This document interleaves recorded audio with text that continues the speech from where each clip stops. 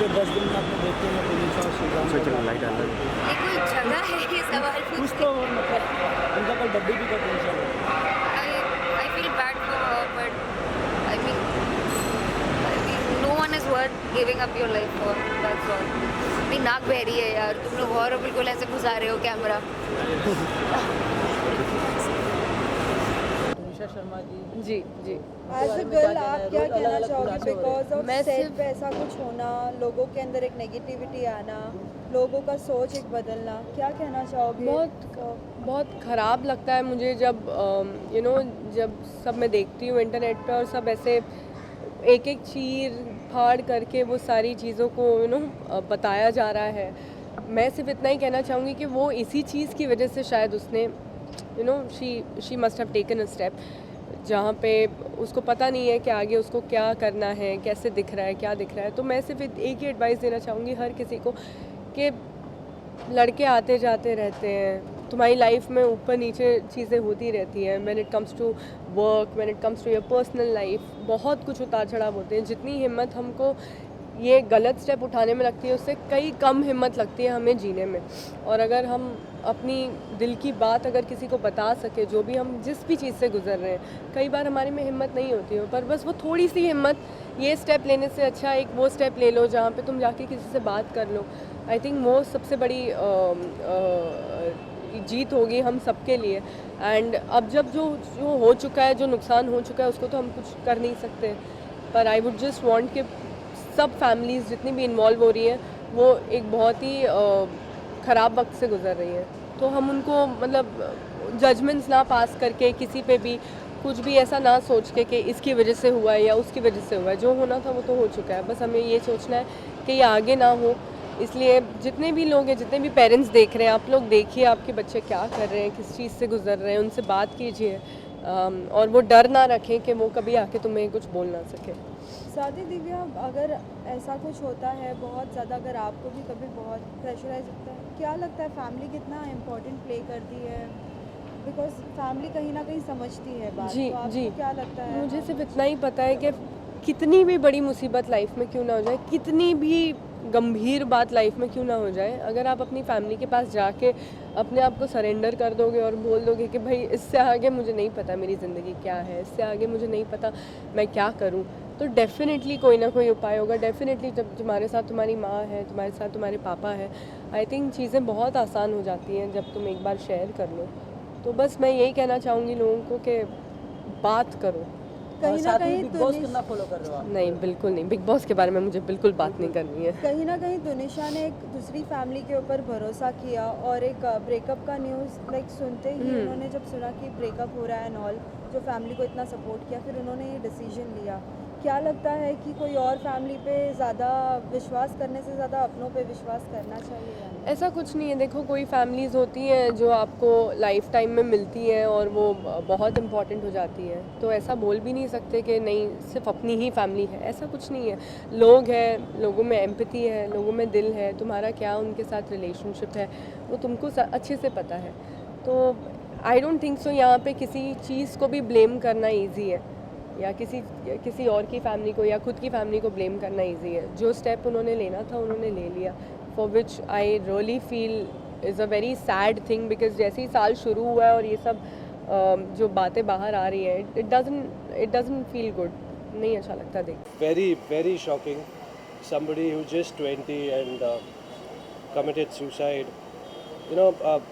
मैं भी डिप्रेशन के दौर से निकला हूँ, तो मैं कनेक्ट कर सकता हूँ, मैं समझ सकता हूँ। होता क्या है कि वो एक मोमेंट होता है, अगर वो मोमेंट पास हो जाए या उस मोमेंट में आप किसी से बात कर पाओ या आपको कोई उस मोमेंट में समझा पाए, वो एक मोमेंट निकल जाए ना, तो फिर आप इतना बड़ा डिसीजन लाइफ का नहीं लोगे।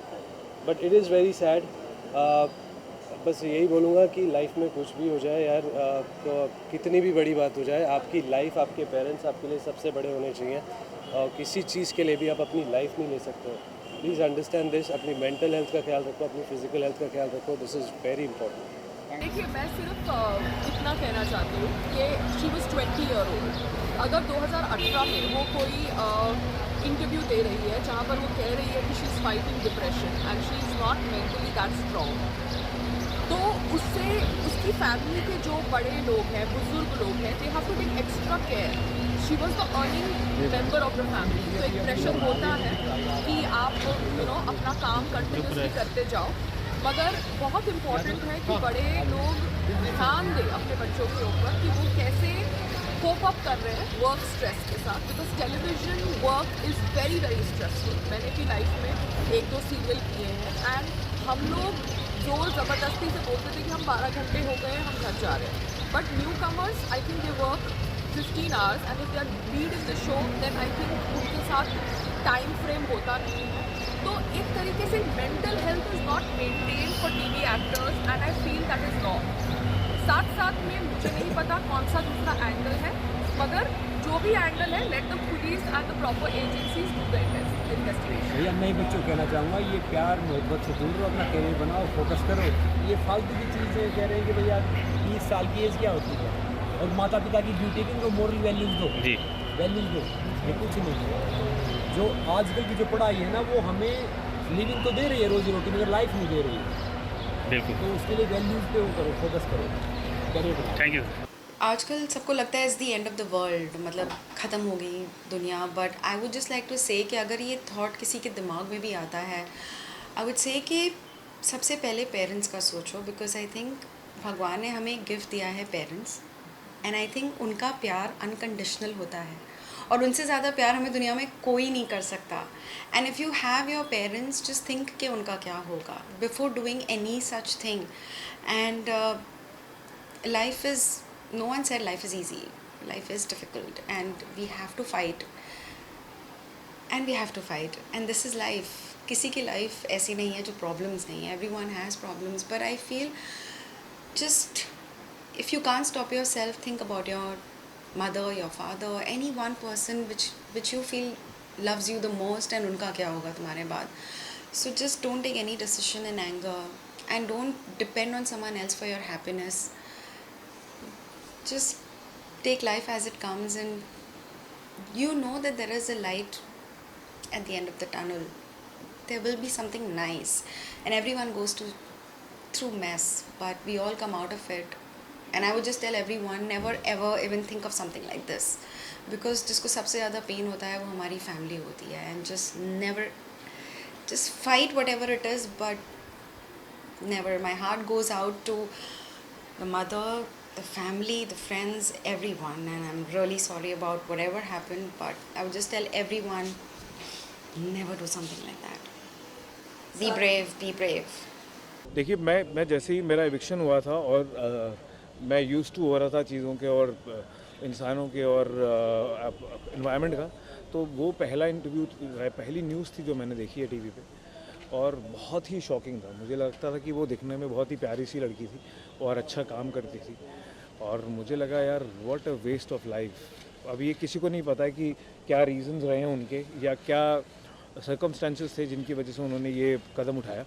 But I am very shocked कि यार, शॉक के साथ ना बुरा लगता है कि यार आपको क्या कहें, मतलब आप समझ ही नहीं आता कि यार आप क्या कह सकते हैं किसी के लिए ऐसे. बट सिर्फ ये कहना चाहूँगा कि हर किसी को, स्पेशली यूथ को, कि प्लीज़ एक ही ज़िंदगी है, उतार चढ़ाव ज़िंदगी में चलते रहते हैं. बहुतों की ज़िंदगी में बहुत सारी प्रॉब्लम्स होती हैं और जो इससे भी बहुत बड़ी बड़ी होती हैं.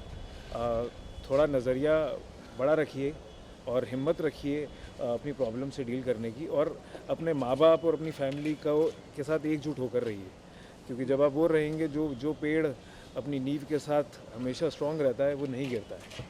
तो प्लीज़ भरोसा कीजिए. अगर आपको लगता है कि आपके माँ बाप नहीं समझ रहे हैं आपको, या उनको आप नहीं समझाना चाह रहे हैं, या किसी भी और रीज़न से उनको दुख होगा, या वो भी at the end of it वो माँ बाप हैं. और अपने दोस्तों को पकड़िए जिनके ऊपर आपको विश्वास है, बट वो पकड़ के रखिए रिश्तों को, और आप कोई भी परेशानी हो उससे बाहर निकल सकते हैं. और प्लीज़ हाथ जोड़ के आप सबसे रिक्वेस्ट है, एक लाइफ है, साथ में रहिए, इज़्ज़त प्यार बना के रखिए. ये मैं आप सबसे भी चाहता हूँ, क्योंकि इतनी नेगेटिविटी है अराउंड कि लोगों को लगता है कि वो अकेले हो गए हैं और क्या मायने हैं, और ऐसे लोगों के साथ नहीं रहना चाहिए. बट फिर भी ज़िंदगी खूबसूरत है.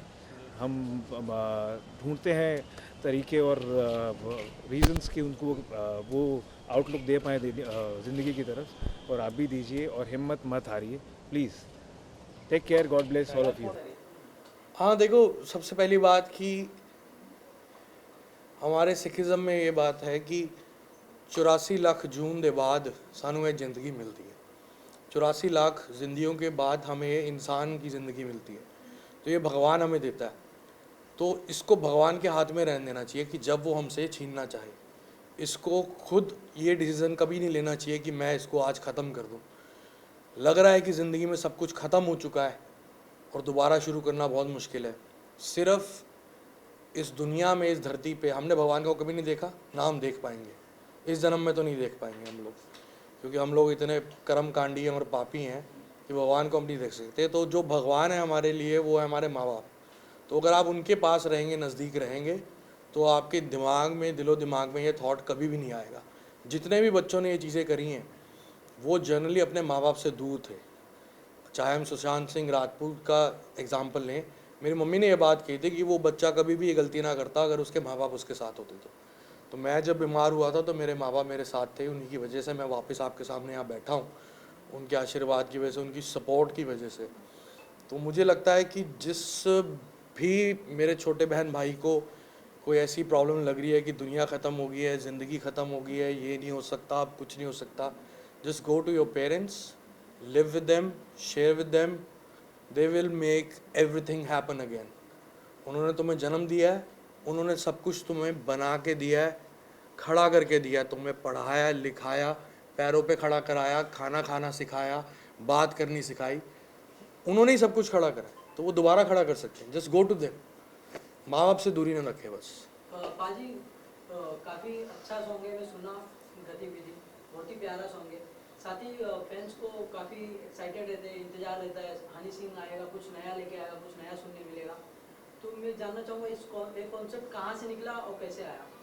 ये भाई बस ऐसे ही अपने आप टूटी खुलती है। मैं चक्कर क्या हुआ कि मैं ना ख़ास गाने ना बनाने का मूड हो पा रहा था, ना एनर्जी मिल पा रही थी, ना किक नहीं आ रही थी। तो मुझे किसी ने कहा था कि आप गंगा जी होके आओ, मार्च में बोला था पिछले साल। तो मैं गया अगस्त में, अमेरिका था, अमेरिका से वापस आया मैं अगस्त, गंगा जी गया। तो उसके बाद ऐसा लकीली सरस्वती माँ ने आशीर्वाद रखा कि मैंने 45 गाने बनाए सितंबर और अक्टूबर में। मैंने अपनी एल्बम डिज़ाइन की, गतिविधि भी उसी दौरान बना, जाम भी उसी दौरान बना। मुझे नहीं पता ये गाने कैसे बने। मेरे नए स्टूडियो की पॉजिटिविटी इतनी अच्छी है, मेरी टीम में है होमी दिल्ली वाला जो 5 साल से मेरे साथ है, बेस योगी 3 साल से मेरे साथ है, ननकू मेरे गुरुजी का बेटा है, और करुण। ये चारों लड़कों की एनर्जीज़ और स्पिरिचुअल लेवल इतना बड़ा है कि मैं इनके आसपास रहता हूँ तो मैं बहुत खुश रहता हूँ और अपने आप चीज़ें होती हैं। तो पहले मैं कलेक्टिव राइटिंग कर रहा था, सबके साथ मिल के लिख रहा था, लेकिन ये 45-46 गाने मैंने खुद अकेले लिखे। तो गतिविधि ऐसे ही मेरे दिमाग में आया और सारे लड़कों ने बोला भाई ये तो कुछ डिफरेंट है। सो फाइनली सबको पसंद आ रहा है, I am very happy for it.